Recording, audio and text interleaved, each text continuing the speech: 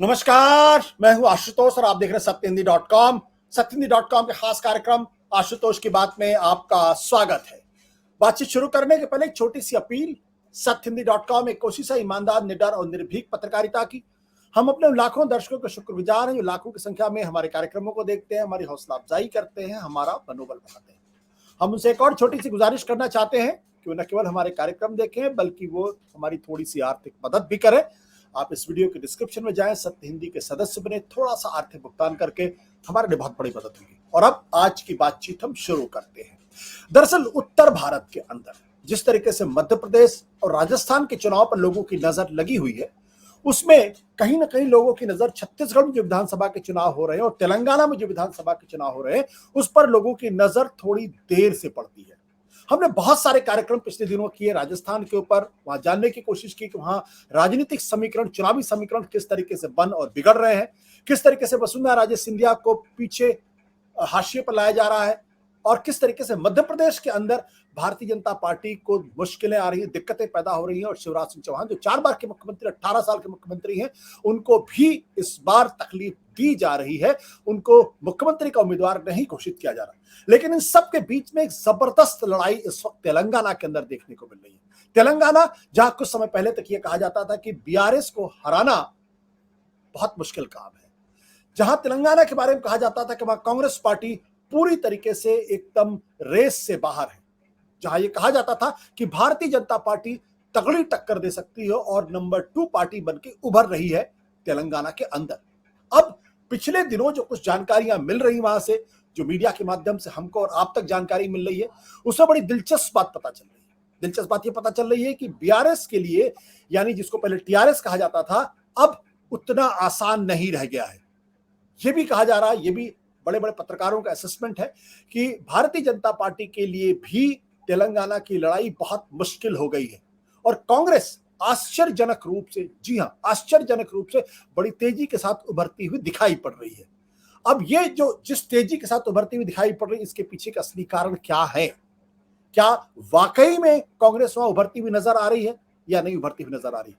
हमारे और आपके पास अपने इंडिविजुअल यानी निजी अनुभवों के आधार पर, निजी असेसमेंट के अलावा एक साइंटिफिक तरीका होता है प्री पोल सर्वे, यानी ओपिनियन पोल, यानी एक तरीके का चुनावी अन्वेषण करना, लोगों के बीच जाना, उनसे पूछताछ करना और फिर उसके आधार पर एक अंदाजा लगाना कि दरअसल क्या कुछ हो रहा है। इसी तरीके से लोकपोल नाम की एक संस्था ने जो ये सर्वे किया है, प्री पोल सर्वे किया है, और उसके आधार पे आज हम बातचीत करेंगे। उनके आंकड़े आपको बताएंगे कितने प्रतिशत वोट बीआरएस को मिल रहा है, कितने प्रतिशत वोट कांग्रेस पार्टी को मिल रहा है, कितने प्रतिशत वोट बीजेपी को मिला और कितने प्रतिशत वोट एएमआईएम को मिल रहा है, और फिर ये अंत में बताएंगे कितनी सीटें उनको मिल रही। इनका पूरा अन्वेषण करेंगे, सब कुछ जानने की कोशिश करेंगे। और इस पूरे विश्लेषण में हमारे साथ होंगे हैदराबाद से सीधे सियासत डेली के संपादक आमिर अली खान साहब। आपका बहुत बहुत स्वागत है आमिर अली खान साहब। आप हैदराबाद में इस वक्त मौजूद हैं। हम अपने आंकड़े जो लोकपोल नामक संस्था ने किए हैं, जिनका दावा है कि उन्होंने कर्नाटक के अंदर जब प्री पोल सर्वे किया था उस पर बहुत सारे लोगों ने यकीन नहीं किया था। बाद में जो नतीजा है वो बिल्कुल सटीक नतीजा है, क्योंकि उन्होंने ये कहा था वहां कांग्रेस पार्टी को बहुमत मिल रहा है और भारतीय जनता पार्टी काफी पीछे होती हुई दिखाई पड़ रही है। अंत में नतीजे इसी तरीके का, जहां कांग्रेस पार्टी ने भारी जीत दर्ज की, बीजेपी को बुरी तरीके से हार का सामना करना पड़ा और प्रधानमंत्री की मौजूदगी भी उसको कोई बहुत चमत्कारी रिजल्ट नहीं दे पाई। तो पहला प्रश्न मेरा इस बात को लेकर यह है कि आज अगर आपसे मैं पूछूं कि दरअसल हैदराबाद में रहते हुए तेलंगाना की लड़ाई कितनी दिलचस्प है? देखिए, हैदराबाद तो यकीनन कैपिटल, तेलंगाना का कैपिटल है और जो बड़ी पॉलिटिक्स जो चलती है हैदराबाद से ही चलती है। और अगर हम बात करेंगे टीआरएस या बीआरएस को जो मुश्किलात हुई हैं, यकीनन अगर आप जनवरी में ये बात करते तो मैं यही कहता था कि बीआरएस को हराना मुश्किल है, बल्कि नामुमकिन की तरह था। अगरचे कि एक नैरेटिव बिल्डअप किया जा रहा था बीआरएस की तरफ से कि मेन अपोजिशन पार्टी बीजेपी रहेगी, कांग्रेस तो बिल्कुल मुकाबले के बाहर है। ये सिचुएशन चेंज हुआ कर्नाटका के नतीजे आने के बाद। कर्नाटक के बाद जो बात आई थी कि कर्नाटका में जिस तरह कांग्रेस की जीत हुई और जो 5 पोल प्रॉमिसेस वहां पे किए गए थे, यहाँ पर भी हुए हैं, लेकिन कर्नाटका के रिजल्ट के बाद ही ये एहसास होने चला था लोगों को कि वैसे अगर आप हिस्टोरिकली भी देखेंगे तो जो मूवमेंट के पार्टीज होते हैं उनकी 2 टर्म से के बाद टिकना जरा मुश्किल होता है, लेकिन यहाँ पे ऐसा लग रहा था कि बीआरएस फिर से एक बार जीत जाएगी। लेकिन कर्नाटक के रिजल्ट आने के बाद लोग ये बात शुरू कर दिया, उर्दू का लफ्ज है कि चेमे गोइयां शुरू हो गई थी कि 10 साल दिए हम और 10 साल में तेलंगाना तो डेवलप हुआ यकीनन अपनी जगह है, लेकिन आवाम तक जो फायदा पहुंचना था वो नहीं पहुंचा। और ये बात जरूर हो गई थी कि हर एक के बीच में ये बात जरूर हो गई कि के चंद्रशेखर राव फैमिली को जितना फायदा हुआ है वो आवाम को नहीं हुआ। तो इसमें अब 10 साल देने के बाद, जैसा फर्स्ट इलेक्शन हुआ, सेकंड इलेक्शन से पहले ये बात आई थी कि हाँ एक और टर्म देना चाहिए डेवलपमेंट के लिए, लेकिन अब ऐसा लग रहा कि कर्नाटका के बाद ये हुआ कि 10 साल दे दिए, अभी और क्या देना चाहिए। तो अब हर कोई मैं ये कहूँगा कि हर जो पार्टी होती है, जैसा हम अगर माइनॉरिटीज की बात करेंगे या मुस्लिम की बात करेंगे, वैसी एससी की बात करेंगे, तो हर अपने अपने बिरादरी में ये डिस्कशन हो रहा कि आप दलित को चीफ मिनिस्टर बनाते बोले थे, वो बात नहीं आई, तो एससी वहां पे नाराज है। माइनॉरिटीज से जो प्रोमिसेस हुए थे, जैसा कि 12% रिजर्वेशन की बात थी, 12% बीजेपी आने के बाद वो नामुमकिन ही हो गया था, लेकिन सब प्लान देने की बात आई थी या बजट में इंक्रीज करने की बात आई थी। तो आहिस्ता आहिस्ता ये नैरेटिव एंटी इनकम्बेंसी जो है वो एकदम मैग्नीफाई हो गई। अब रहा सवाल, अगर तेलंगाना को अगर आप ब्रेकअप करेंगे तो हम इजी जो ब्रेकअप कर सकते, एक नॉर्थ एक साउथ और तीसरा जो हो सकता है वेस्ट हो सकता, और फिर ग्रेटर हैदराबाद, ये 4 हिस्सों में अगर हम बांटेंगे तो साउथ तेलंगाना ऐसा लग रहा कि बिल्कुल बीआरएस के हाथ से चले गया। अब उसका इफेक्ट है कि कर्नाटका से बॉर्डर या खम्मम जो आंध्रा से ताल्लुक रखता है, जहां पे again sizeable number of people from Andhra Pradesh वहां पे मौजूद हैं। तो महबूबनगर, नलगोंडा और खम्मम ये साउथ में आते हैं, यहाँ पे सिचुएशन काफी चेंज हो गया है। नॉर्थ में लास्ट टाइम बीजेपी जीती थी 2 सीट, बल्कि 3 सीट बीजेपी जीती थी, निजामाबाद, आदिलाबाद और करीमनगर। वहां पे सिचुएशन जो बदला है वो ट्राइबल बेल्ट है आदिलाबाद तो, लेकिन वहां पर भी जो सिचुएशन कम्युनल हुआ था वो अब चेंज होके अभी भी वहां पे बीआरएस काफी मजबूत है, लेकिन किस तरीके से ये खेलते हैं गेम, अब जो भी है 45 डेज का गेम रहेगा, तो उसमें ऐसा लग रहा कि काफी टाइट सिचुएशन हो जाएगा। रहा सवाल हैदराबाद का, एक मैं हैदराबाद का बोल दूंगा। हैदराबाद में 24 सीट है, वहां पे उमूमन 7 सीट में सर्वे ही नहीं होता, क्योंकि वो जनरल तस्वुर ये होता है कि नॉर्थ इंडिया में कि 7 सीट एमआईएम जीत जाएगी।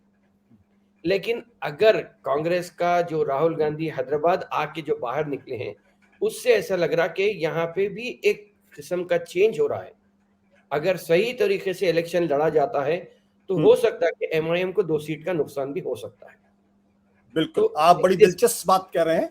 और अपने दर्शकों को हम बता दें कि दरअसल अब हम आपको बताने जा रहे हैं कि जो लोकपोल जो सर्वे है, प्री पोल सर्वे है, उसमें किस पार्टी को कितने प्रतिशत वोट मिलते हुए दिखाई पड़ रहे हैं। तेलंगाना के अंदर जो चुनावी सर्वे हुआ है उसे बीआरएस को 39% टू 42 यानी 39% से लेकर 42% वोट मिलता हुआ दिखाई पड़ रहा। कांग्रेस को 41% से 44% वोट मिलता दिख रहा। एमआईएम को 3% से 4%, बीजेपी को 10 से 12% और अन्य के खाते में 3 से 5% वोट मिलता हुआ दिखाई पड़ रहा। यानी अगर इन आंकड़ों पर भरोसा करें, सर्वे है, जाहिर सी बात है ये अंतिम नतीजे नहीं है, इसलिए हमेशा क्वेश्चन मार्क लगा रहता है कि क्या यही आंकड़े सामने आएंगे, क्या यही नतीजे आएंगे। लेकिन सर्वे के बारे में कहा जाता है कि साइंटिफिकली किया जाता है, उसमें गलतियां भी होती हैं, 3% से लेकर 3% प्लस माइनस हो सकता है उसमें। तो पहला सवाल तो मेरा यही आमिर भाई कि ये जो लोकपोल सर्वे, प्री पोल सर्वे है, ये कितना क्रेडिबल है, और दूसरा जो ये आंकड़े दे रहे हैं, इन आंकड़ों में कांग्रेस आगे निकलती हुई दिखाई पड़ रही है, जबकि अभी तक शायद ही कोई ऐसा हो जो कह रहा हो कि कह रहे टाइट लड़ाई है, लेकिन शायद बीआरएस निकाल सकती है, लेकिन ये क्लियर कट कह रहा है कि कांग्रेस का वोट परसेंटेज बीआरएस से ज्यादा है जी। इस बारे में आपका क्या कहना है? देखिए, ये पोल सर्वे तो हैं, यकीनन आप जैसा कहे कि ये गलत भी हो सकते हैं। कांग्रेस को अभी एज ऑफ नाउ इंटरनल, अगर हम कांग्रेस की ही बात करेंगे या कांग्रेस की लीडर्स की बात मानेंगे, तो एज ऑफ नाउ कांग्रेस पीछे है। स्टेट इंटेलिजेंस की भी अगर हम बात करेंगे तो स्टेट इंटेलिजेंस ये फिगर दे रही है कि 39 सीट्स कांग्रेस को आ रही हैं और 40 सीट्स बीआरएस को आने वाले हैं। बाकिया जो 20-25 सीट की रही, वहां पे लड़ाई बहुत टाइट है। तो ये डिप्लोमेटिकली बात हो रही है। रहा सवाल कांग्रेस आगे बताने का, ये हो सकता है कि नेक्स्ट 15 दिन में ये सिचुएशन आ सकता है जहां पे कांग्रेस आगे हो जाएगी, इसलिए कि ये कहा जाता है उमूमन के अभी चूंकि नेक टू नेक है, जब बाज़ाब्ता इलेक्शन शेड्यूल का ऐलान हो जाएगा तो गवर्नमेंट तो काम नहीं करेगी। तो जब गवर्नमेंट काम नहीं करेगी तो अपोजिशन कांग्रेस है, तो कांग्रेस का जो बिल्टअप रहेगा, जो बातचीत करने का जो अटैक मैकेनिज्म रहेगा, उससे हो सकता है कि गवर्नमेंट 2 कदम पीछे हटेगी। तो उसमें ये चीज हो सकती है कि 4% या 3% की जो फिगर आगे बढ़ने की है कांग्रेस की, वो चीज आगे नजर आ सकती है कि मुमकिन है। मैं ये नहीं कह रहा हूं कि मुश्किल है, लेकिन अभी तक ये चल रहा था कि पैसों के बल पे बीआरएस इलेक्शन जीत जाएगी। कांग्रेस के पास पैसे नहीं रहेंगे, इलेक्शन सस्टेन करने के भी पैसे नहीं रहेंगे, लेकिन कर्नाटका के बाद ऐसा लग रहा कि शायद हो सकता कि पब्लिक, देखिए कांग्रेस, और एक चीज है, तेलंगाना में हम बात करेंगे तो कांग्रेस कभी अपने कारनामों के वजह से नहीं जीती, पब्लिक ने कांग्रेस को जिताया है हर वक्त। तो शायद ऐसा मुमकिन है कि अब जिस तरीके से लोगों का रुझान बढ़ रहा है कांग्रेस की तरफ, हो सकता है कि लोग ये डिसाइड कर लिए हैं। और कभी भी अगर हम बात करेंगे तो माइनॉरिटीज की अगर हम बात करेंगे या मुसलमान वोट की अगर हम बात करेंगे, तो गुज़िश्ता इलेक्शन में 80% मुसलमान बीआरएस के साथ थे। इस मर्तबा वो सिचुएशन 50-50 हो गया है। रहा सवाल शेड्यूल कास्ट का, तो शेड्यूल कास्ट भी हैरत अंगेज तौर पे कांग्रेस की तरफ जाते नजर आ रहे हैं। तो अगर ये चीज होती है तो जो इंडिविजुअल लीडर रहेगा वो अपना वोट बैंक तो घट मजबूत कर लेगा। तो उसमें ऐसा लग रहा है कि हो सकता है कि ये पॉसिबल नजर आ रहे हैं फिगर्स, लेकिन as of now the situation is BRS मुमकिन है कि कुछ आगे तो है अभी, मगर सिचुएशन बदल सकता है। तेलंगाना के बारे में कांग्रेस ने या राष्ट्रीय स्तर पर कहा जाता था कि कांग्रेस वाइप आउट होने वाली है और भारतीय जनता पार्टी कांग्रेस का स्पेस तेलंगाना में ले सकती है। ये टर्न अराउंड के पीछे का कारण क्या है? बीजेपी क्यों पीछे रह गई वहां पे? बीजेपी, देखिए एक बात ये आ रही थी कि बीआरएस जिस तरीके से बीजेपी को अटैक कर रही थी, उसमें ऐसा लग रहा था कि बीजेपी सेकंड पार्टी रहेगी या मेन अपोजिशन पार्टी बन के उभरेगी। लेकिन सिचुएशन ऐसा हुआ कि जो दिल्ली लिकर स्कैम में मनीष सिसोदिया अंदर जाते हैं या अरुण पिल्लई को पकड़कर ये कहा जाता है कि ये कविता के बेनामी थे, ये पैसे ले लिए थे और वो अब अप्रूवर बन गए। लेकिन कविता को अरेस्ट करने की बात जब नहीं आई, जब बीजेपी ने अरेस्ट नहीं किया, ये एक सिचुएशन ऐसा था कि कविता अरेस्ट होने वाली है, कि कविता जो चंद्रशेखर राव की बेटी है, कि चीफ मिनिस्टर की, उनको अरेस्ट करने की बात आई थी। लेकिन जब अरेस्ट नहीं हुई वो, तो उसमें सिचुएशन बीजेपी के लिए बहुत ज्यादा प्रॉब्लम हो गया। दूसरा प्रॉब्लम बीजेपी का यह है कि बीजेपी फिल वक्त 4 हिस्सों में बटी हुई है। जिस तरह मध्य प्रदेश में टुकड़े हुए हैं, यहां पर भी 4 पार्टीज हैं। जो इटाला राजेंद्र, जो फाइनेंस मिनिस्टर थे बीआरएस के, छोड़ के बीजेपी में आए हैं, तो उनका एक ग्रुप काम कर रहा है। एक ग्रुप बंडी संजय का, जो एक्स प्रेसिडेंट थे, उनका ग्रुप है। एक किशन रेड्डी का ग्रुप है। तो इसमें 4 ग्रुप जो बीजेपी के हो गए हैं, उसमें बीजेपी शायद मैदान के बाहर होगी, शायद। और वो खबर भी कर रहे हैं। कांग्रेस के पक्ष में क्या चीज जाती हुई दिखाई पड़ रही है? क्यों कांग्रेस के पक्ष में इतना? क्या कर्नाटक की विजय उसका एक कारण है, या भारत जोड़ो यात्रा जो राहुल गांधी ने की वो एक बड़ा कारण है? जी, भारत जोड़ो यात्रा पहला कारण। दूसरा कारण कर्नाटका के रिजल्ट्स। और कर्नाटका के रिजल्ट्स में एक बात जरूर आई थी कि 80% माइनॉरिटी वोट कांग्रेस को मिले थे। तो ये जो नैरेटिव बिल्ड हुआ था, वो तेलंगाना में रेप्लिकेट होता हुआ नजर आ रहा है। इसीलिए जो ड्रिफ्ट हुआ है मुस्लिम वोट खास तौर पे तो कांग्रेस के फेवर में बीआरएस को छोड़कर, वरना अब बीजेपी बीआरएस के लीडर्स यही कह रहे हैं कि देखिए आप 9 साल में एक भी कम्युनल वायलेंट इंसिडेंट तेलंगाना में नहीं हुआ है। तो ये कोई बात दलील नहीं है। अगर आप ये कहते कि हम मुसलमानों को ये फायदा पहुंचाए इसीलिए मुसलमान हमारे साथ हैं तो बात अलग होती थी। लेकिन अब ये कहा जा रहा है कि देखिए पीसफुल तेलंगाना है इसीलिए आप हमारे को वोट दीजिए। अच्छा, और एक चीज मुस्लिम वोट की अगर हम बात करेंगे तो मुस्लिम वोट अर्बन सेंट्रिक जो मुस्लिम वोट है वो अभी भी किसी हद तक मेजॉरिटी अभी भी टीआरएस के हक में बात करता है। रूरल मुस्लिम वोट जो है वो ड्रिफ्ट हो गया।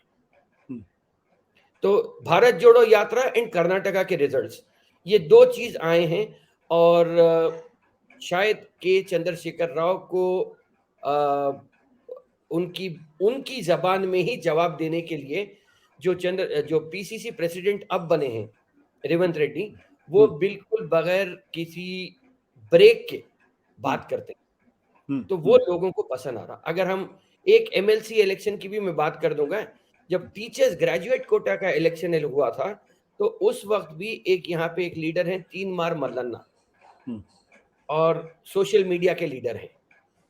वो सोशल मीडिया पे अपना चैनल चलाते हुए के चंद्रशेखर राव को लगातार अटैक कर रहे थे और वो पूरा पैसे मसल पावर सब लगाने के बावजूद भी ग्रेजुएट एमएलसी इलेक्शन में सेकंड रनर अप आए थे। जीती तो बीआरएस थी लेकिन सेकंड रनर अप आना, जहां पे प्रोफेसर कोदंडराम भी थे जो तेलंगाना के लिए पार्टी बनाए, वो भी पीछे रह गए। के चिरंजीवी एक थे लीडर, वो भी पीछे रह गए। तो मतलब लोग ये चाह रहे हैं कि कोई केसीआर या बीआरएस के नाकामियों को हमारे सामने लाके डाले। तो अभी भारत जोड़ो यात्रा एक चीज थी, पीसीसी प्रेसिडेंट सेकंड ड्राइव है जो खास तौर पे लोगों को अपने तरफ कांग्रेस की तरफ करने में कामयाब हुए हैं। बिल्कुल। अपने दर्शकों को बता दें कि दरअसल इस सर्वे में कितनी सीटें दी गई हैं। बीआरएस को 45 से 51 सीटें मिलती हुई दिख रही हैं, कांग्रेस पार्टी को 61 से 67 सीटें मिलती दिखाई पड़ रही हैं और एमआईएम को 6 से 8, बीजेपी को 2 से 3, अन्य के खाते में 1। ये बीआरएस और कांग्रेस के बीच में अगर माने तो तकरीबन 10 से 12 सीटों का फर्क दिखाई पड़ रहा है। आपने जैसे कि आमिर भाई आपने ये कहा था कि अभी भी भारतीय बीआरएस जो है एज है जी। तो मैं आपकी बातों को गंभीरता के साथ ले रहा हूं, लेकिन चूंकि ये प्रीपोल सर्वे के डेटा है इसलिए मैं इसको भी थोड़ी गंभीरता के साथ लेता हूं। ये एक चीज तो कम से कम स्टैब्लिश कर रहा है कि तेलंगाना के अंदर कांग्रेस बहुत फास्ट इमर्ज की है, लड़ाई बहुत तगड़ी है। सर्वे ये बता रहा है कि कांग्रेस आगे निकल सकती है, लेकिन बीआरएस भी 10 साल के एंटी इनकम्बेंसी के बावजूद भी वो तगड़ी लड़ाई लड़ रही है। अब मेरा प्रश्न इस बात को लेकर यह है कि कांग्रेस के बारे में जैसा आपने कहा कि रेवंत रेड्डी की लीडरशिप वहां स्ट्रांग दिखाई पड़ रही है, मुस्लिम वोटों के अंदर एक आकर्षण दिखाई पड़ रहा है, लेकिन केसीआर के बारे में यह कहा जाता है कि जिस तरीके से उन्होंने वेलफेयर स्कीम्स लगाई है वो दूसरे प्रदेशों के लिए, दूसरे मुख्यमंत्रियों के लिए भी एक अच्छा मॉडल साबित हो सकता है। तो क्या उन वेलफेयर स्कीम्स का कोई फायदा लोगों को मिलता हुआ नहीं दिख रहा है या लोग उसके बावजूद भी बीआरएस से थोड़ा कटते हुए दिख रहे हैं? नहीं, देखिए वेलफेयर स्कीम्स कुछ ना कुछ हर एक की जिंदगी में फायदा पहुंचाए हैं, शायद इसीलिए 45 और 51 का फिगर आया है। लेकिन लोग जो हैं कि वो इमीडिएट, अब लोग देखिए आई थिंक डिजिटल जमाना है, लोगों में पेशेंस भी कम हो गया है, तो लोग ये चाह रहे हैं कि मेरे को इमीडिएट क्या फायदा मिला। ये जो चीज आई है, जो इम्पेशेंट वोटर हो गया है, वो यही चाह रहा कि मुझे क्या फायदा मिल सकता। अब 500 रुपए का सिलेंडर है, हो सकता है कि बीआरएस अपने इलेक्शन मैनिफेस्टो में 450 रुपए अनाउंस करेंगे सिलेंडर के लिए, लेकिन 500 रुपए की बात जो आई वो इमीडिएट लोगों को अट्रैक्ट करना शुरू की। तो इसीलिए इनके वेलफेयर स्कीम्स तो काफी हुए हैं, लेकिन on a larger perspective welfare scheme की अगर हम बात करेंगे तो 1999 के बाद भी या 94 से 2004 तक चंद्रबाबू नायडू ने भी आंध्र प्रदेश में काफी वेलफेयर किया था, लेकिन इंफ्रास्ट्रक्चर पे जो डेवलपमेंट हुआ था वो लोगों में कहीं एक्सेप्टेबिलिटी उसकी नहीं थी, इसीलिए 2004 में चंद्रबाबू नायडू को हार का सामना करना पड़ा था। वैसा यहां पर भी मैं समझता हूं कि यकीनन डेवलपमेंट हुआ है, पैसे लगाए हैं, लेकिन जो जो अपोजिशन पार्टीज ये कहने में कामयाब हुए हैं कि तेलंगाना जब बना था उस वक्त तेलंगाना का लोन अमाउंट जो था वो 70,000 करोड़ था और आज 3.5 लाख करोड़ हो गया है। वो कहीं पे लोगों को ऐसा लग रहा कि ये 3.5 लाख लगे तो इंफ्रास्ट्रक्चर में, मगर इसमें जो परसेंटेज शायद केसीआर को मिला होगा या बीआरएस के लीडर्स को मिला होगा, वो उससे लोग काफी नाराज हैं, तो इसीलिए ये शिफ्ट आया है। यानी ये वेलफेयर स्कीम्स तो प्रधानमंत्री योजना के तहत भी लोगों को मिली है जी, उसका असर आपके यहाँ दिखाई नहीं पड़ रहा? बीजेपी के जी, बीजेपी के। हाँ, देखिए बीजेपी का साउथ इंडिया में कभी भी सेंट्रल गवर्नमेंट के जो स्कीम्स होते हैं, अगर एक ही पार्टी रहती है तो उसका फायदा डायरेक्ट लोग रिलेट कर सकते हैं कि ये सेंट्रल गवर्नमेंट की है और स्टेट गवर्नमेंट की है। वरना रीजनल पार्टीज, अगर टीडीपी रहेगी या अभी आप मान लीजिए कि सेंट्रल गवर्नमेंट की ही एक स्कीम है जहां पे लोगों को 20 लाख रुपए तक की स्कॉलरशिप दी जाती है, बट वो साउथ में जब आती है या स्टेट गवर्नमेंट जब उसको प्रमोट करती है तो अपने नाम से या चीफ मिनिस्टर के नाम से उसे प्रमोट किया जाता है। तो यकीनन बीजेपी के लीडर्स यही कह रहे हैं कि हमने लाखों रुपए तेलंगाना को दिए हैं, बट जो एडवर्टाइजमेंट पेपर में आता है, जो बोला ज्यादा जाता है, उसमें चीफ मिनिस्टर की तस्वीर रहती है, तो लोग ये समझते हैं कि स्टेट गवर्नमेंट की तरफ से हुआ है। तो प्रधानमंत्री मोदी की लोकप्रियता कैसी है? साउथ में जैसा एक्सेप्टेबिलिटी कम है, कर्नाटका में ज्यादा थी, लेकिन तेलंगाना में कभी ऐसा जलवा नहीं चला बीजेपी का। या प्राइम मिनिस्टर मोदी की ही बात करेंगे तो आप देखिए जिस तरह राहुल गांधी का सीडब्ल्यूसी के बाद जो मीटिंग हुई थी, उसमें जिस तरह लोगों ने अपनी चाहत से वहां पे आए थे, उसके इमीडिएट बाद प्राइम मिनिस्टर मोदी का दौरा हुआ, पब्लिक उसमें नहीं थी। तो कहीं ना कहीं लोग ये समझते हैं कि सिलेंडर 1,000 रुपए हो गया है, पेट्रोल 100 रुपए के पार हो गया है, इसके लिए सब बीजेपी जिम्मेदार है या नरेंद्र मोदी जिम्मेदार है। तो इसीलिए वो एक्सेप्टेबिलिटी या उनका पॉपुलैरिटी का ग्राफ जो है वो उतना नहीं बढ़ा। ये जो कास्ट सेंसस की बात की जा रही है, ये जो वुमेन रिजर्वेशन की बात की जा रही है, इसका असर? नहीं, कास्ट सेंसस की बात देखिए, बैकवर्ड क्लासेस की बात अगर देखेंगे तो 50% यहाँ पे बैकवर्ड क्लासेस हैं, लेकिन बैकवर्ड क्लास में कोई मास लीडर नहीं है यहाँ पे। अगर हम नीतीश कुमार की बात करेंगे या अखिलेश यादव की बात करेंगे या लालू प्रसाद की बात करेंगे, तो यहाँ पे कोई ऐसा मास लीडर बैकवर्ड क्लासेस में नहीं है तेलंगाना में जो कॉज को लेके आगे बढ़ सकता है। लेकिन कास्ट सेंसस जब होंगे तो फिर लोग उसमें आगे बढ़ेंगे। वैसे एक इंटीग्रेटेड सर्वे हुआ था तेलंगाना बनने के बाद, उसकी रिपोर्ट अभी तक किसी के हाथ नहीं लगी, वो बीआरएस के पास ही है। बिल्कुल। अपने दर्शकों को बता दें कि दरअसल 2018 का जब विधानसभा का चुनाव हुआ था तो उस वक्त क्या स्थिति थी, अलग अलग पार्टियों कितने प्रतिशत वोट मिला था और कितनी उनको सीटें मिली थी। उस वक्त बीआरएस को, तब वो टीआरएस के नाम से जानी जाती थी, तेलंगाना राष्ट्र समिति, अब बीआरएस नाम बदल के अखिल भारतीय स्तर पर भारत राष्ट्र समिति के नाम से आते हैं।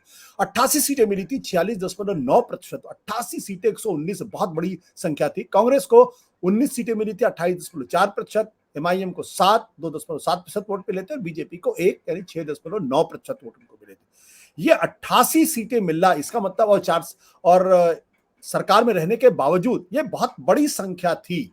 और ये संख्या 46.9% से अब घटकर, अगर जो सर्वे बता रहा है अगर इस पर यकीन करें, तो कहीं ना कहीं 6% का नुकसान उनको होता हुआ दिखाई पड़ रहा है। ये इंपॉर्टेंट बात है। आपसे फाइनल वर्ड आमिर भाई, तो आपका अपना असेसमेंट क्या कहता है? क्या ये कांग्रेस आगे निकल पाएगी या बीआरएस किसी तरीके से मैनेज कर लेगी? एज ऑफ नाउ देखिए, जो लग रहा कि कांग्रेस 61 का आंकड़ा पार कर लेगी। जिस तरीके से जा रहे हैं ये लोग, जो स्ट्रेटेजिकली डिवाइड करके जा रहे हैं, मैं ये कहूंगा कि एससी लीडर्स को टारगेट, एससी वोटर्स को टारगेट करने के लिए इनके लिए एक अलग स्ट्रेटेजी है, अलग मैकेनिज्म काम कर रहा है।